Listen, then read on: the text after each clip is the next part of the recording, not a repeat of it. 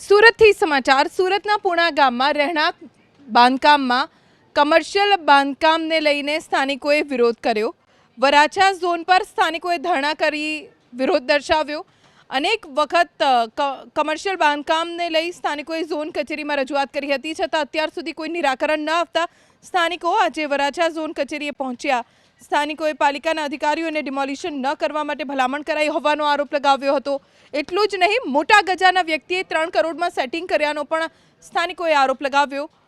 સ્થાનિકોનો આરોપ છે કે કમર્શિયલ બાંધકામ ગેરકાયદે છે, જેનું ડિમોલિશન થવું જોઈએ અથવા તો સીલ નહીં થાય તો ગાંધી ચિંધ્યા માર્ગે આંદોલન થશે।